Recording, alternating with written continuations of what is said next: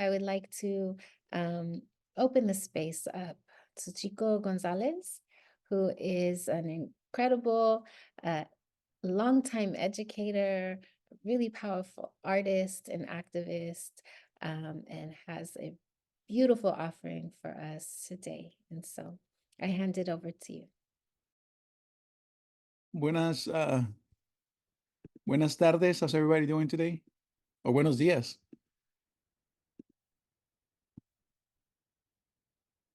I hope everybody's doing well. I just was at the last few minutes of Hala's presentation, and the music was very soothing and relaxing. So it's nice to start my presentation. It's always like, I don't know, it brought me to a nice state. So my name is Xico González. I'm a Chicano artist from Sacramento. And today I'm going to be talking about Nichos de Memoria. Oh, there you go. All right. So my name is Xico González. I'm an artist from Sacramento. I'm not originally from here. I was born in East LA, but I grew up in Mexico. And at the age of 16, I came back to the US. So I spent my first 15 years of my life in Mexico. And I ended up making my way all the way to Pennsylvania. I was the only Chicano in my high school.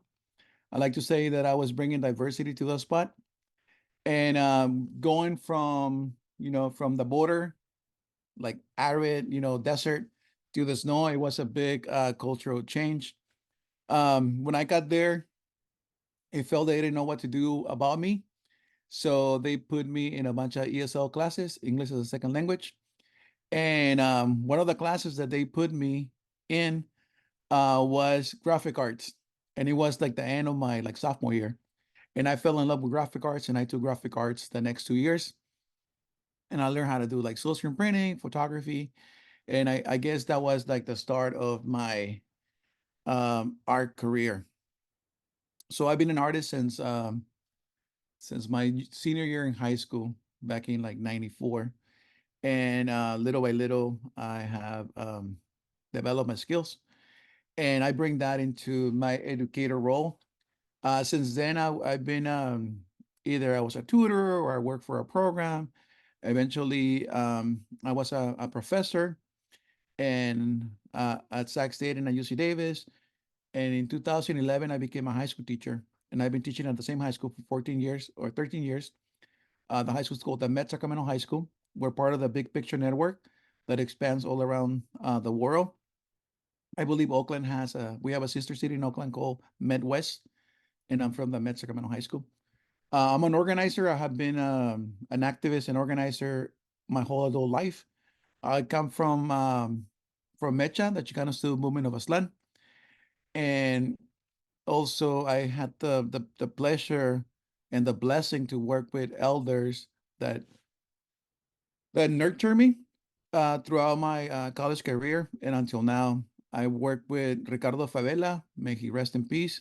He was a founder of the Royal Chicano Air Force, an artist collective from Sacramento that was very instrumental in California, especially around the United Farm Workers. They created a lot of work for Cesar Chavez and the union, Dolores Huerta, Gil Cedillo, or actually not Cedillo, that's the politician, Gil Padilla, and our Filipino brothers and sisters that were also there at the beginning of the United Farm Workers of America. Cesar Chavez and Dolores Huerta Union was called the National Association of Farm Workers. And the Filipino Union was called AWAC, the Agricultural Workers Organizing Committee. And together, they got together and they formed the United Farm Workers of America. So we have a strong connection with our Filipino brothers and sisters.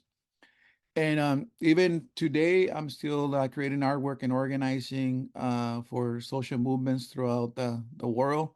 Right now, I'm really involved in the Palestinian struggle for rights and self-determination. I've been creating a lot of pieces for them, and we're doing a lot of work here in Sacramento.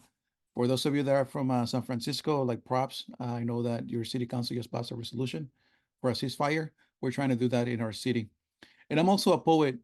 I have used poetry and art throughout my life. Sometimes a poem inspires a piece of artwork, or sometimes a piece of artwork inspires some poetry. And I was also mentor in poetry by well-known people like Jose Montoya, who also passed away and was the founder of the RCIF. There was a Jewish Chicano poet named Phil Goldberg that inspired me a lot here in Sacramento, and a professor at UC Davis that also passed away. His name was Francisco X. Alarcón. And they were like powerful. So I've been given a lot of love throughout my life path, and now it is my duty to share some of that love with the younger generation. And I think as a high school teacher, I'm able to do that pretty well. At our school, we moved with the same students for 4 years, so we get a freshman year and we graduate them. So we're with them 4 years. We develop these beautiful relationships with the students and also with their families. So I'm about to graduate my fourth class this upcoming June. So it's beautiful. I recommend you check the Big Picture Learning. We're a national, international organization. And today, what I want to talk about is Nichos de Memoria, remembering our loved ones through mini altar making. So the goal is, so they asked me to write like a definition of what I was going to do with you. And I wrote, Xico González will take educators throughout a nostalgic journey, one of remembrance, honor, and celebration. González will provide educators with a creative tool to help them connect to students through a traditional art form known as mini altares. These mini altares are created through the use of Dia de Muertos iconography, artifacts, and poetry. Because this session is only about an hour, we're not going to be able to complete an altar, but we're going to be writing a poem later on. So some of the things that I want you to do, I want you to set intentions for this session. And what I want you to write in the chat is, what do you hope to learn from this workshop? So let's take a few minutes to write that in the chat. I have no pictures on my last one, how to honor a my ofrenda. Oftentimes, one of the things that we do when we don't have like a picture is we either play something that reminds us of that person, or if you have an item that belongs to them, you can put that on your altar. But more than anything is how to honor them. And like we do it physically, but always we can do it mentally, right? If we have memories of them. And today we're going to be thinking about them and the memories that we have to bring them into our hearts and into our minds. So what I want you to do now is I want you to write the name of a loved one that is no longer with us, to remember and to honor. And it can be like a person, it can be a pet, it can be an entire population that you want to honor and remember. So this is something that we do in the Chicano movement, in the Chicano community. So usually when we gather, we create a circle, and in that circle, all of us say the name of a person, and then all of us say presente. Presente means to be present, to welcome them in, right? So if you can unmute, I don't know if it's gonna work, the timing, but I'm gonna count to 3, and then all of us say presente. So unmute, and then I'm gonna count to 3, and then we'll say presente. 1, 2, 3. Presente. Presente. Presente. There you go. It worked. It's always a little, the delay of the internet and all this and that, but I'm glad that it worked for us. All right. So what I'm going to do now is I'm going to take you through some historical information briefly, right? We can develop a whole course on Dia de Muertos, but this is just like a little snippet. Hopefully, you'll be curious if you don't know anything about Dia de Muertos, and then you can go and find more information about it. But Dia de Muertos is a traditional Mexican holiday honoring the dead. Dia de Muertos is not a sad time, but instead a time of remembering and rejoicing. Dia de Muertos is celebrated every year on November 2nd. Dia de Muertos is celebrated in Mexico and other parts of Latin America. In the US, Dia de Muertos is celebrated in the Southwest and other areas where populations of Mexican heritage exist, right? And we know that the joke in our communities is wherever there's jobs, there are Mexicans. And that's how that's how we ended up in Pennsylvania. And right now there's a big population of Mexicans in New York that have been there since the 90s. And a lot of them, they live like in Manhattan or in Spanish Harlem. And we always say that, well, they rename it. They rename Manhattan. They call it Manhatitlan. So there's a big Mexican population in Chicago that has been there since the 1910s, 1920s. They were escaping the violence of the Mexican Revolution, and they ended up over there. There's a lot of people like in the Midwest. We're everywhere, right? But I want to say that Dia de Muertos goes beyond Mexico. It is also celebrated in other parts of Latin America. It's also celebrated like in the Philippines. And a lot of cultures throughout the world, they have some type of ceremony honoring their loved ones that are no longer with us. In Mexico, Dia de Muertos is so is it's like a big ceremony, a big deal because it is not only has like a historical background with the indigenous communities of Mexico, but when the Spaniards came, they also had something like similar. They had a All Souls Day. So it's a mixture, it's a mestizaje, kind of like what we are ourselves as Mexicans, right? Um, of two communities coming together. And I want to point out that oftentimes it was by force that these two communities came together. So there's a lot of healing that needs to happen in that respect too. Originally, Dia de los Muertos was celebrated by indigenous communities sometime in the summer, but it was like change, right? Oftentimes the colonizer appropriates certain things and they decide where to place them. Dia de Muertos. So there's two types of celebrations that happen. One is very intimate. It happens in your home. And in your home, you do an altar for your family members. And there's also a community celebration. And usually celebration happens like at a cemetery or nowadays they happen anywhere. Here in Sacramento, we have a celebration that is um, 48 years old, and it happens at St. Mary's Cemetery in South Sacramento. And that's kind of like the Chicano like neighborhood, the Chicano enclave here in Sac. And it was started by some of the professors that nurtured me that I mentioned, by Ricardo Favela, by Jose Montoya, Esteban Villa, members of the RCAF, people like Lupe Portillo, Teresita Romo. Um, and what they did is every town in Mexico celebrates Dia de Muertos differently. So what they did is they put out a call to different community members.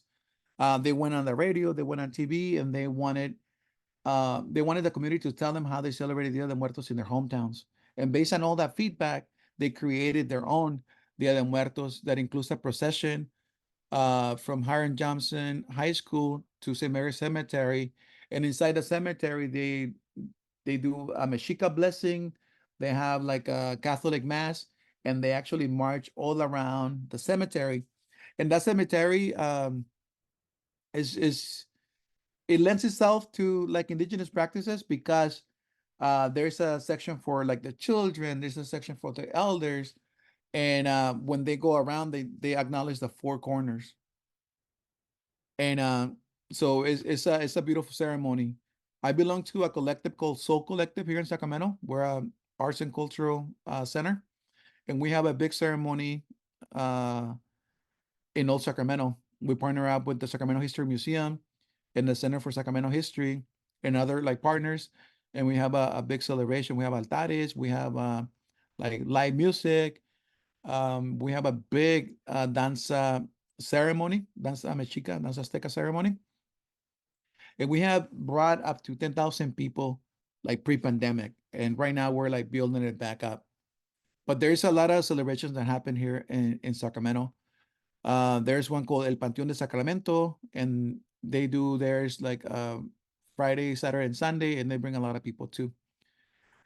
There's always food at at our events here at home and in our community gatherings.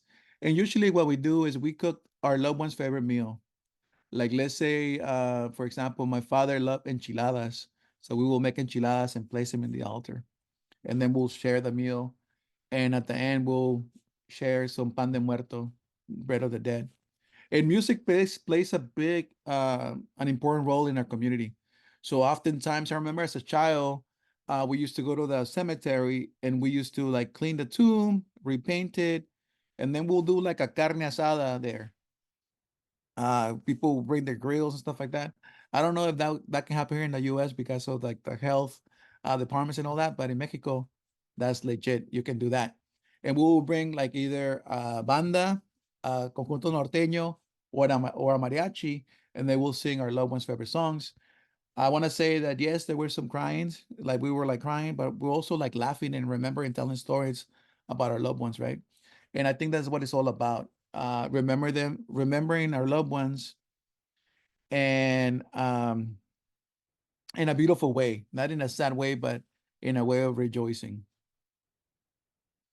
And as I can mention some songs that people probably have heard before, or if not, you can Google it. A song that we play a lot during Dia de Muertos is La Llorona, and that's a mariachi song. The best singer is probably what's her name? She's actually not even Mexican. She's from Central America. La Santa Cecilia, yeah, they played the song pretty well. Also, Lila Downs. I blanked out on this elder. She's still alive. Um, it is said that she had an affair with Frida Kahlo. What's her name? I'm gonna have to like find out. I cannot remember right now. It will come to me. Another song is a norteño song by Ramón Ayala. It's called Un Puño de Tierra, a handful of soil. And that's traditional when somebody dies, like the family, they grab a handful of earth and they throw it on the casket. And it's beautiful. It says, El día que yo me muera, no voy a llevarme nada, solo un puño de tierra. Like when I die, I'm not going to take anything. Yes, a handful of soil, a handful of earth. And so, yeah, so those are some of the songs that we listen to. There's another beautiful song called Cruz de Olvido. And actually, later on, I'm gonna play some of this music for you while you write your poems. But music, Chabela Vargas, gracias, Oriana. How can I don't know why I blanked out on her. Chabela Vargas is awesome, and she's still alive, and she's probably like in her 80s or 90s. But yeah, music plays a very big important part.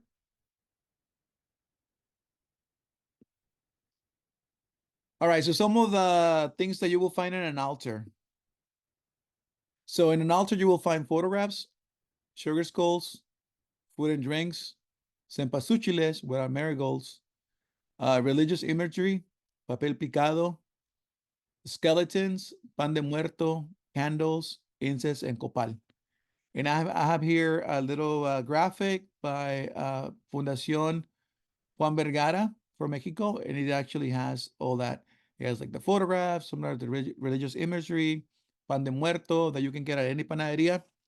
I don't know if anybody's from SAC, but the best panaderia here in SAC is called La Esperanza, and it's on Franklin Boulevard between 12 and Footrich. And if you go there, that's like Little Mexico. You will find the best things when it comes to our culture.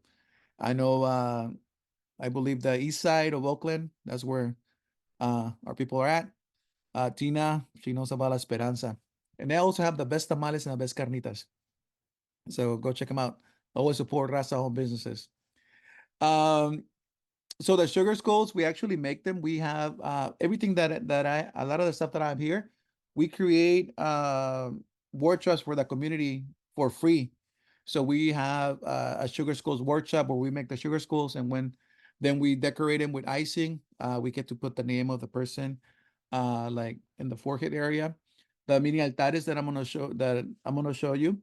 I do those every year with my students at the high school where I work at, and also in the community. And a lot of this, is part of our culture. So anybody can do it, and even beyond the culture, right? I wanted to talk a little bit about a culture appropriation versus uh, what's the other word? Appropriation versus like like honoring the culture. So I think that Mini Altares and Dia de Muertos appreciation, cultural appreciation. Thank you, Leanne. So like if you do this with your heart, with an open heart, right, and for healing purposes, anybody can do an altar, right?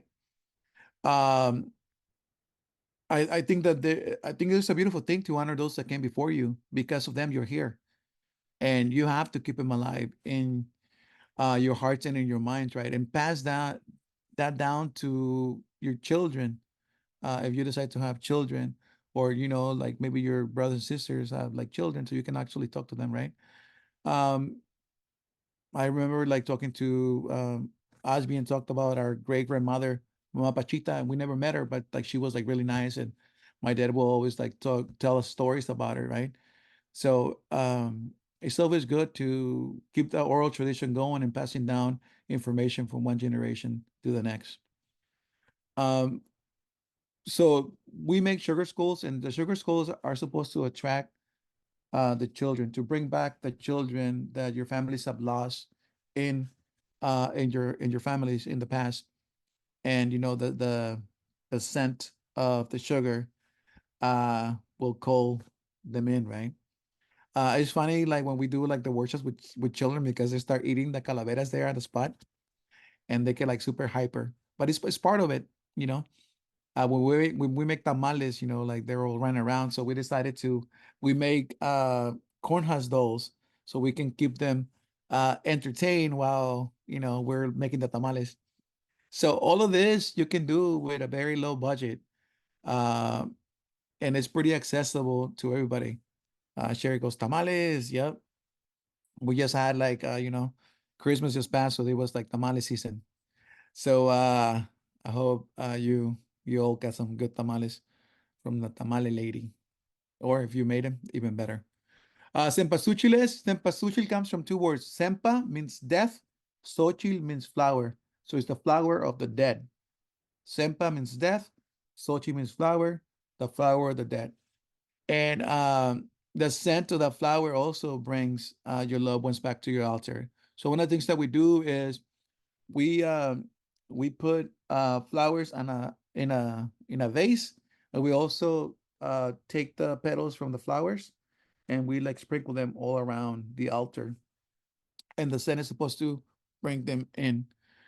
um Not too long ago, I decided to plant my own cempasúchiles, and so I have like a limited, I have access to it. I don't have to go buy it anymore and stuff like that.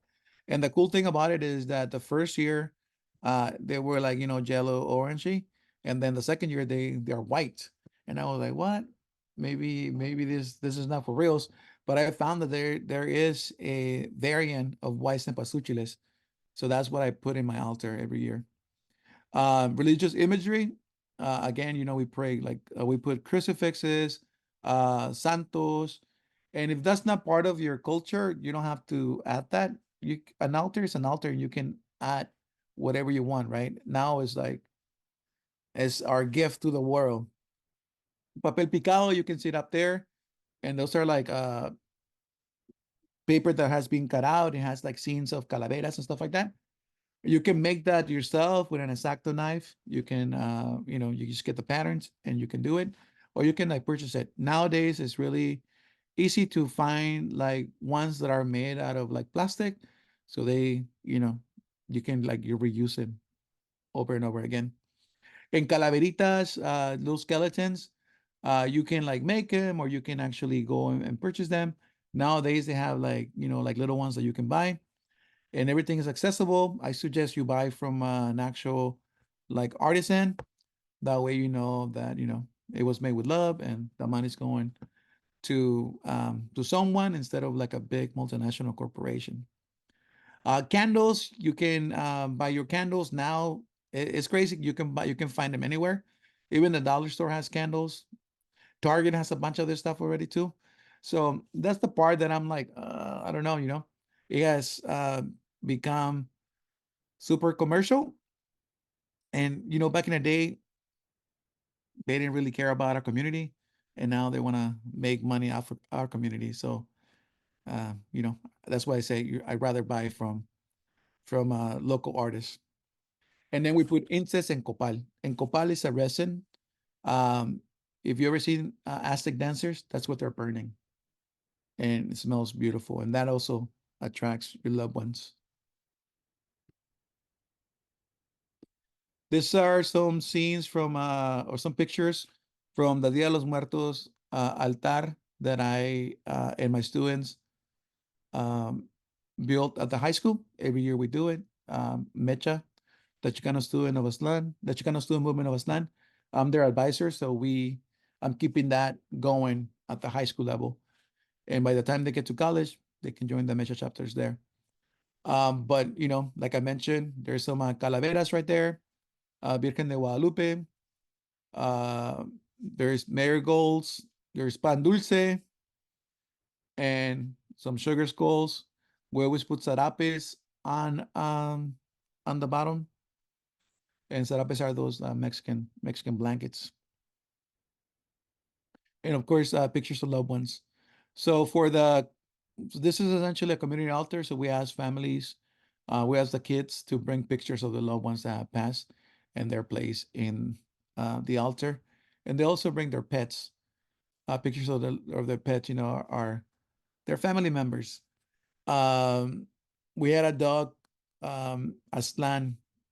We got him when he was like 8 weeks old, and he lived to be like 16. And when he passed away, man, it was so painful that we decided that we were not going to get another pet because, I mean, we're still mourning his death. His picture's always in an altar. But not too long ago, we decided to give it a try, and we got this little dog. My daughter named him Quesito because he looks like a bowl of cheese. And this is the altar at my house. That's during the day. Some of the centerpieces. On your left side is Ricardo Favela, who was my mentor and my professor at Sac State. And the other side is my wife's Tia Lala. And Tia Lala was the matriarch of her family. She came to Sacramento in 1959, and her husband, she married a man from El Salvador, and he is still like the pastor of the First Latin American Baptist Church here in West Sac. And they've been in West Sacramento for all their life. So a lot of immigrants that came in the 1980s escaping the violence in El Salvador, in Guatemala, and in Nicaragua, a lot of them ended up um, being helped by this family. They took everybody in, and a lot of Mexican immigrants, they will also like help them and find them a place to live. So she was like very loved, and she worked as a teacher's assistant, a bilingual aid teacher's assistant here in West Sacramento. So everybody knew Miss Peña. So it was a big loss in our family. Um, Although she was my wife's tia, she was basically my wife's grandma. She was 20 years older than my suegra, than my wife's mom. And it was a big loss. And I'm gonna show you an altar that my daughter created with my help. And you can see on the picture over here on your left, there's a picture of my dog Aslan, the one that I was talking about. That's my Mama Maria, my grandma, right next to him. And then right next to her is my wife's cousin. Um, I think her name was Lupe. Then there is my tia Lala, Ricardo Favela, my father, my grandfather. So these are some of these people my daughter never met. But when we like her and I, we set up the altar. So she like gets the pictures and um, I tell her stories about them. She was the one that said, "Oh, like Tia Lala, my daughter is 7 years old. She goes, my Tia Lala, she passed. We should get a picture to put her in the altar." And then my brother-in-law's dog passed away. His name was Choco, and she was like asking my mother-in-law, she calls it gramita. That's Spanish for like abuelita and grandma, gramita. She goes, Gramita, can we have a picture of Choco so we can put him in an altar? So it's like a family thing that we do together every year since she was a baby. I also wanted to talk to you about Jose Guadalupe Posada. Jose Guadalupe Posada was a Mexican artist that lived well, he was born in 1852 and he passed away in 1917. He was a lithographer and an engraver. He popularized the calavera. His pieces dealt a lot with political satire, and his style was very animated and imaginative. He is the creator of the Catrina Calavera. Uh, this is an a, a an in, like a linoleum cut of him, and that's the Catrina in the back. Nowadays, you see a lot of women wearing those fancy hats, and like their faces are painted as calaveras, and they have like jewelry and stuff. And all of that is because of this guy right here, Jose Guadalupe Posada, and La Catrina Calavera. He also inspired artists like Diego Rivera, David Alfaro Siqueiros, Jose Clemente Orozco, who are known as Los Tres Grandes because they did some beautiful murals, primarily in Mexico, but also here in the US. And as you might, Diego Rivera was super big, but now he is known as Frida Kahlo's husband. Frida Kahlo, back then she wasn't as well known, but now she's like super well known thanks to Salma Hayek, that made a movie about her. And her work is beautiful. And in a male-dominated society, um, you know, eventually she came to be who she is now, right? We like to say a chingona. Here are some of Jose Guadalupe Posada's creations. There is an image of Emiliano Zapata, a Mexican revolutionary. Here's a Carrancista soldier during the Mexican Revolution of 1910. The revolution happened between 1910 and 1921. Another calavera here with a knife, a scene of some lovebirds, and of course the Catrina Calavera. And you can see a lot of these pieces like in popular culture now. You can find them from like socks to chones to whatever you imagine. Her stuff is his stuff is out there. These are nichos. So this is the what nichos mean. A nicho is a three-dimensional or recessed display box used as a portable shrine to an important figure or loved one. The they originated as an adaptation of the Roman Catholic retablo, which is a painting of a patron saint on wood or tin. So this images right here, this is actually the mini altares that my students created this year. And I provided them with like 3 coloring pages, and then their job was to bring more things into it, to beautify it, to personalize it. And for example, like the first picture over here, there's a picture of like some grandparents that passed away, and you see a heart. I'm talking about your left hand side as you're looking at the computer, and a heart that the grandma created. So this student was able to bring it in and put it in the box. They usually we set up a big altar in the front of the school, and then all the mini altars go on the sides. And the kids get to like see their work, and they also others that are not in the class, they get to see the work. The second image, that's one of my students' best friend. that committed suicide. She was probably like 14, and my student made this altar for her, and she wrote a beautiful poem about her friend um, that sadly took her own life. And I believe it was during the pandemic, so things were like hard during the pandemic. And then the next image right there, um, I believe that was my student's aunt, and I provided them with the little calaveras and the flowers and stuff like that. But then she made these little beautiful like little bunnies that she added to her altar, kind of like in the style of the other ones that were there. And one of the things that I tell my students is they can go online and they can like find like different things to add to their mini altars. And they go online and they find like there's a lot of calaveras like images and stuff. So they download it, they print them, and then they color them, and then they add them to their um, mini altars. The the last two over here, I really like them because the students made their own papel picado with tissue paper and an X-Acto knife, and they came out really, really nice. And right there is a poem on the last one. It's like half of a poem there. I don't know, half a calavera right there.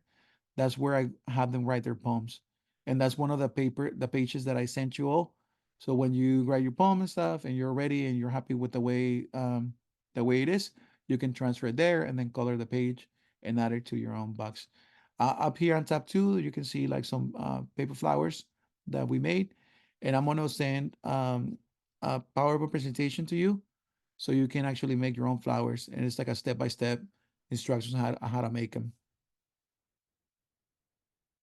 So some of the mini altares, the instructions that I have for you, and all of you have this PowerPoint presentation, so you can like create it, or you can like have your students create mini altares. So this is for you to use however you want. This is not. This is this is not. This belongs to the world. I just happen to put it together like this to present it to you as I do it with my students. But I learned this from a class called Barrio Art for ethnic groups at Sac State. It was called R148, and it was Ricardo Favela, the person that taught the class. And when he passed away in 2007, I had just received my MFA from UC Davis, and I took over his classes for about 2 years until the department decided to cut the influence of Chicanos in that department. So the class like died like in 2009, and it was barely brought back by a Chicano faculty that got hired about 2 years ago. His name is Luis Genaro Garcia. He brought back Barrio Art. So when I left Sac State, I went to UC Davis and I started teaching in Chicano studies, and I brought a lot of this um, pedagogy that I developed based on my mentors into my classroom. And I want to give a shout out to Malaquias Montoya from the art department, from the Chicano Studies department and art department at UC Davis, because I also took some of uh, some things that I learned from him and included in my own pedagogy. So the mini altares instructions is to fully cover your shoebox with color paper. For a lot of this, you can go to the dollar store and get everything that you need. You're supposed to color and add the coloring pages cutouts to your shoebox, kind of like how I showed you in the previous slide. You're going to add a picture of a loved one that passed away to the coloring page. What I do is I make a little box. I put a paper on top of the mini altar page, and then I put it against the against a window, and I trace the square, and then I cut the square. Then when I get the pictures of the students, or I tell them, I give them the little square, and they can cut their picture, so it can fit like perfectly on the little mini altar. You can personalize. You're supposed to personalize your mini altar with things that you have around you, or you can go and purchase things, and then you're gonna be writing a poem that goes inside the altar, and that's the part that we're gonna be doing today. So to personalize your mini altar, this is what you can add to it. You can add paper flowers or fake flowers. You can add papel picado, candles, and or lights. My students love going to the dollar store and getting those like LED lights. You just put a battery and they light up the whole thing, and it looks really pretty, and it's only $1. And I still have some of the mini altares in my classroom. They created them in late October. So it's been like about 2.5 months and the lights are still going. Some religious images or an iconography. And I guess, right, this is optional in case you don't you don't want to include stuff that you're not okay with. But for something like this, you can go online. You can if you have access to like a color printer, you can download images and then just print them and then add them to your mini altar. Little skeleton figures. Like Halloween and Dia de los Muertos is around the same time. So sometimes, like you can purchase like Halloween items uh, at the dollar store because they can go into Dia de Muertos, especially the little skeletons. You can add food, fake or real. I have a friend here. Her name is Tina Favela. She's Ricardo Favela's daughter, and I usually invite her to come and help me or run the whole like mini altar workshop because she is a master at it, and she makes her own food. So out of clay, I think it's called polymer clay. She makes like tamales and she makes like enchiladas and all kinds of stuff, and it's like hella miniature, but she's like really good at that. That can be another workshop that you can another activity that you can do with your students or for yourself. We also include Mexican/indigenous or other type of clothing, especially like sarapes, like I was mentioning, and skulls and much more. You can add a lot of things to it. So I'm gonna show you the mini altar that we did for Tia Lala, my daughter Lunita, and I. And I'm gonna talk to you about some of the symbolism that she came up with and that we included in the mini altar. She decided where she wanted, she was the one that told me where she wanted everything. And because we were using a glue gun, I did it. Or like I glued it because I didn't want her to get burned. But we went to like different stores to buy like different things for this. But that's a picture of Tia Lala right there. And then I had some calavera beads from an earring workshop that one of my friends did, and she wanted them on top of the little altar.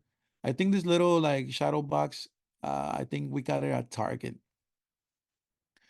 And then she decided like in her house she had like crucifixes because they were like super Christian.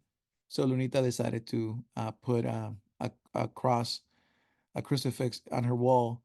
And you're not able to see that pretty well, but there's like a little table and a chair, and that table, her table and chairs were like in a corner of the, like right next to the kitchen. She has like a 1930s home, and the plate is enchiladas because once a week she will bring all her family that are it includes 4 children, then my mother-in-law, my wife, my brother-in-law, and all there was like maybe like 30 people every Wednesday, and she will cook enchiladas for everybody uh, with the help of other family members.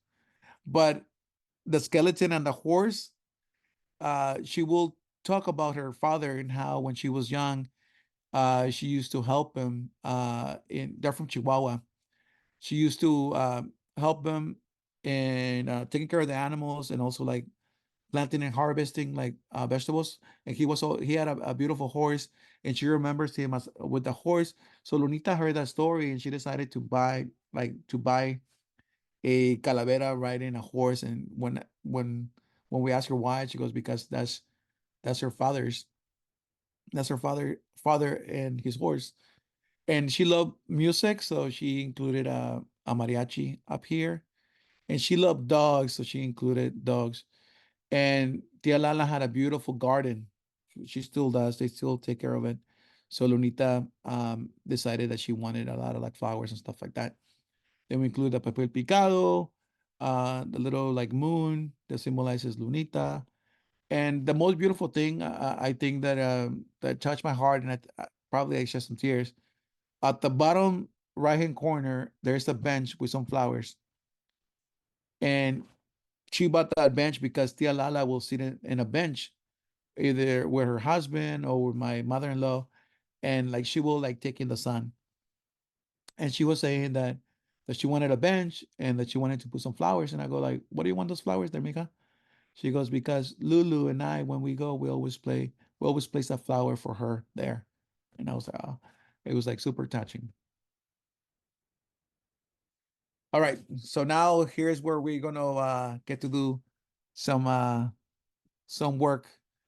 It says Dia de Muertos poem. What the altar does with physical items, we can do with words.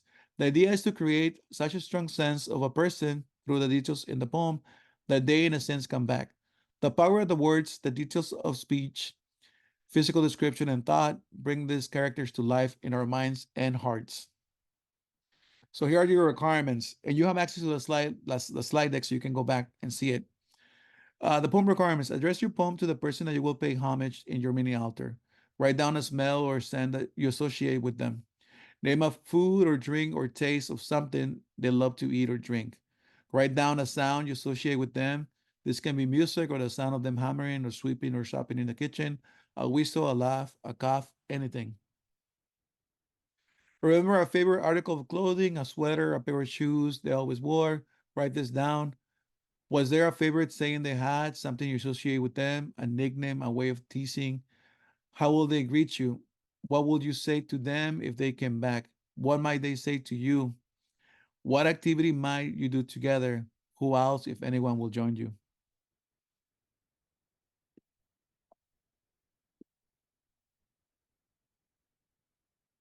I'm not able to click forward. There you go. Sorry. All right, starting to write. You might think of this as an informal letter to this person, address them by name. An example, Tío Manuel, or a nickname or term of endearment like Gramita. The memories and details from their lives are what you're offering as a lure to bring them back to your minds and to your hearts. Let them know what will happen if they return. Have a conversation with them from the heart.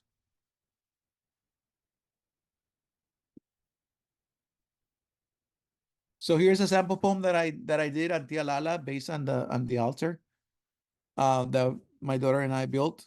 And it goes like this. Dear Tia Lala, you were the matriarch of the family, el centro, el corazón. When I smell tamales de puerco, de rajas con queso, I remember your wrinkled yet very soft hands.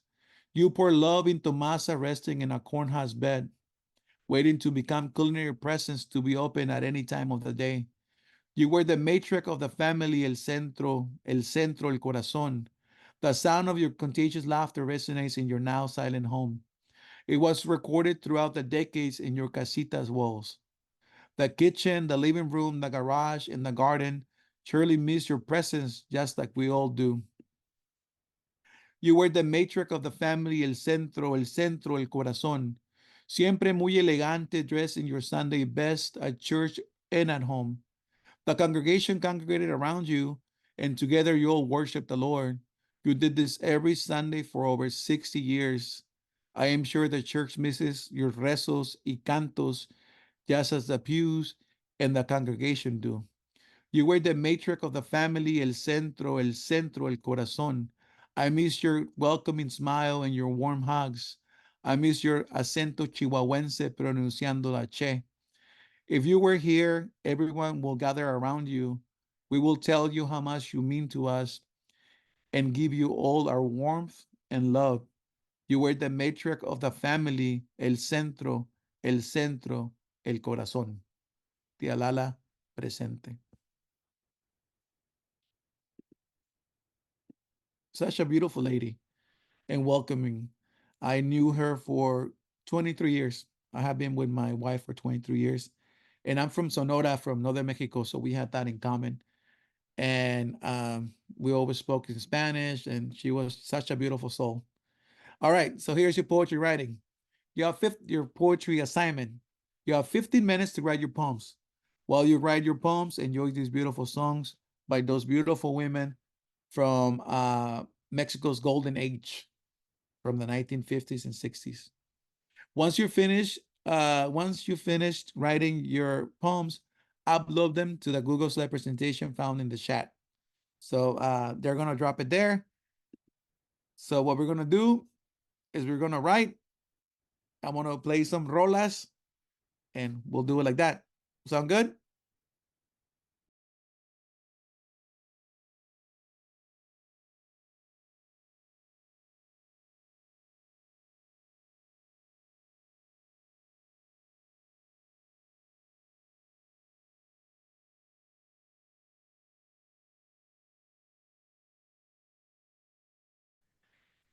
So my time is about to end.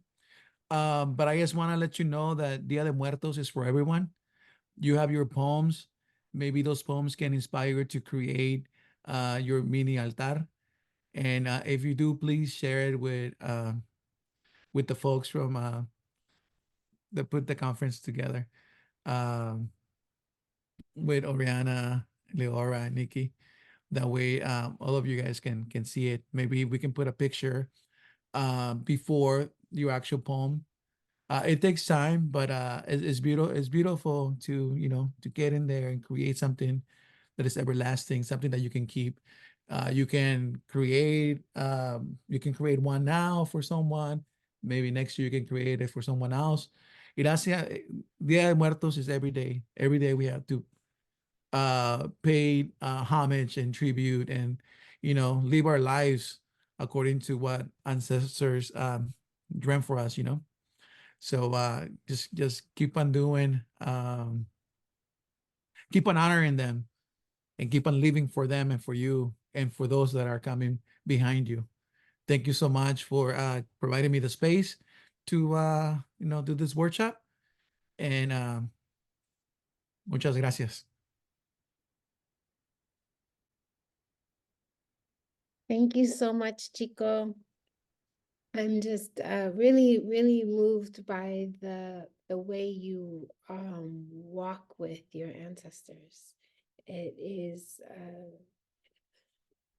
so beautiful, and such a big wondering today is, how do we collectively process our grief? And what you have showed us in your time is that it's not something separate. It's not something that you do one day or over there or alone, but the way in which you called your ancestors into this space, into this creation, into what you offered was absolutely beautiful. And I think a lot of the indigenous and cultural wisdom that we have to learn from when thinking about how to move from this place of intense crisis we're experiencing and immense grief we're holding. Thank you, thank you. Can I share one last story Yes, before I go? absolutely. When I did this project with my students, I had a student that wasn't really engaging. And once we did the mini altares, she was one of the first ones to finish. And the picture of her mini altares is in the slides. And she created the altar for 3 people. And she wrote a beautiful poem. And after that, she started participating in the class. And I think she needed the space to grieve, because two of the 3 people that were in her mini altar had recently passed. So it's beautiful to create a space for us, but also to put that stage for others to do the same. And thank you so much for allowing me to come into your conference today. Yes. Thank you for being here.